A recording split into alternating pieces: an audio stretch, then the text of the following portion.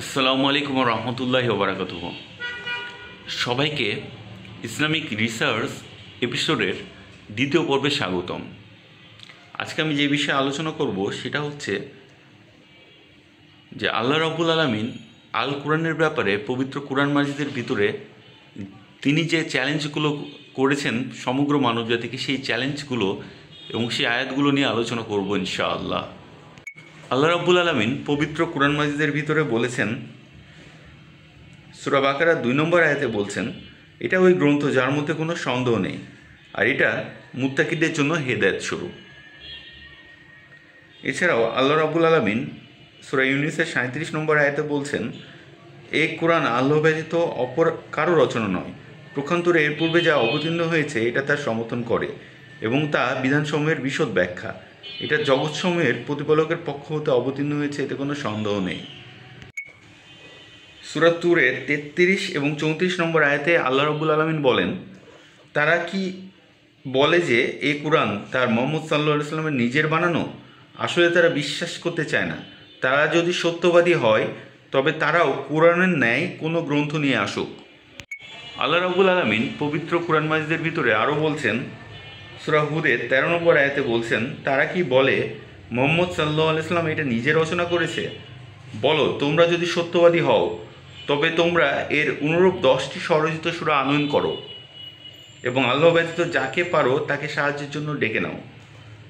এছাড়াও সূরা বাকারা 23 নম্বর আয়াতে বলা হয়েছে, আমি আমার বান্দার প্রতি যে অবতীর্ণ করেছি তাতে তোমরা যদি সন্দেহ করো তবে এর সমতুল্য একটি সূরা তৈরি করে নিয়ে এসো এবং আল্লাহ ব্যতীত তোমাদের অন্যান্য সাহায্যকারীদেরকেও ডেকে নাও যদি তোমরা সত্যবাদী হও।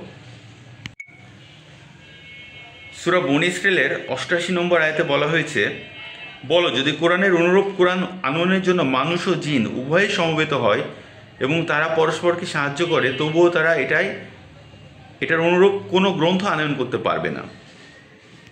সূরা ফুরকানে বলা হয়েছে, সূরা ফুরকানের 4 এবং 5 নম্বর আয়াতে বলা হয়েছে, কাফিররা বলে এটা মিথ্যা ব্যতীত কিছুই নয়, সে এটা উদ্ভাবন করেছে এবং ভিন্ন সম্প্রদায়ের লোক তাকে এ ব্যাপারে সাহায্য করেছে।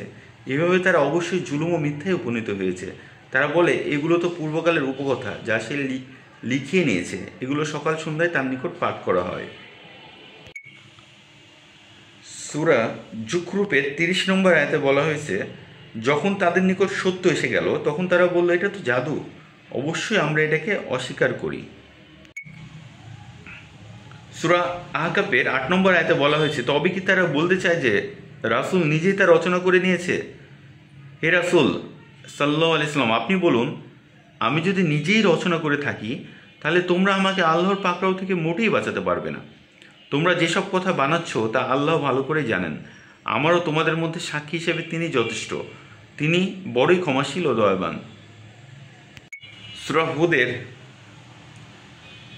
35 নম্বর আয়াতে বলা হয়েছে, তারা কি বলে যে সে এটা রচনা করেছে? বলো, যদি আমি এটা রচনা করে থাকি তবে আমি আমার অপরাধের জন্য দায়ী হব, কিন্তু এখন তোমরা যে অপরাধ করছো তা হতে আমি দায়মুক্ত।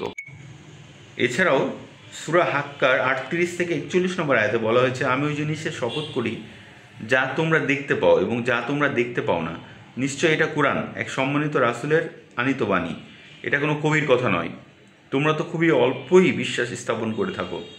এছাড়া সূরা ইয়াসিনের 69 নম্বর আয়াতে বলা হয়েছে, আমি তাকে রাসূলকে কবিতা শিক্ষা দেইনি আর তার জন্য তা শোভনীয় নয়, এটা তো কেবল এক উপদেশ এবং সুস্পষ্ট কোরআন।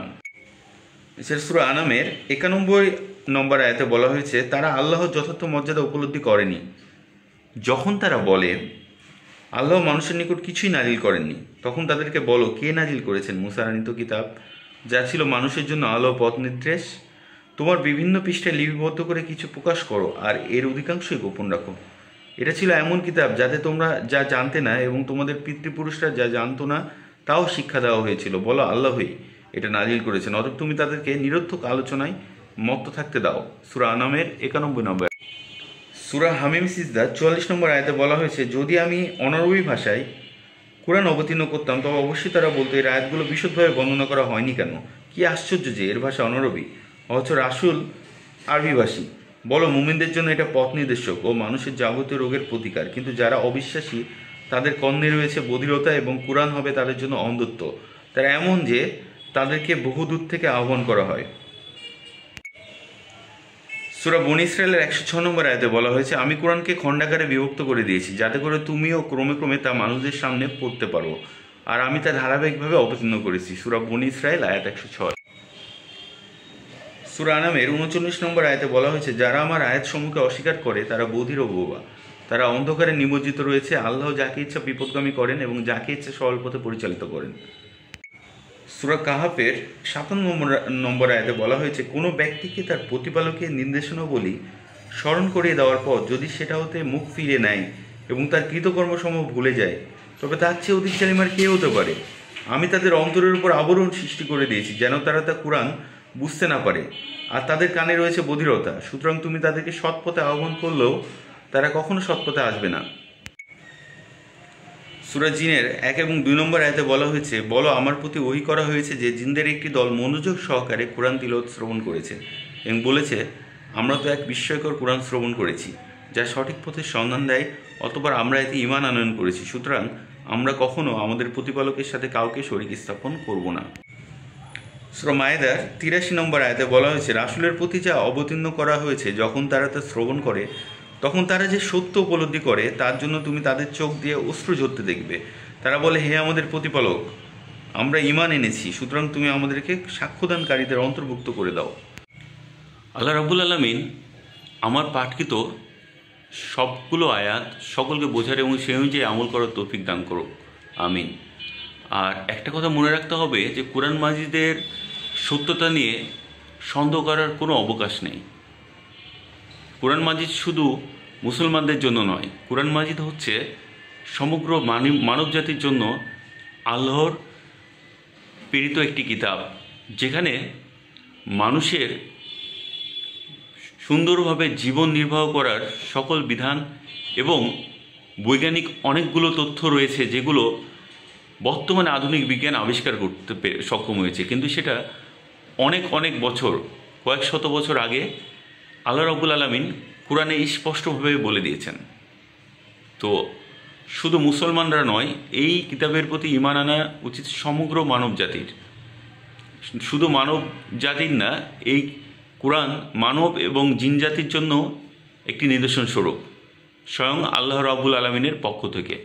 কোরআনের আয়াতগুলো আল্লাহ রাব্বুল আলামিনের কথা, অর্থাৎ কোরআন হচ্ছে সম্পূর্ণরূপে আল্লাহ রাব্বুল আলামিনের কাছ থেকে প্রেরিত কিতাব মানবজাতি এবং জিন জাতির জন্য।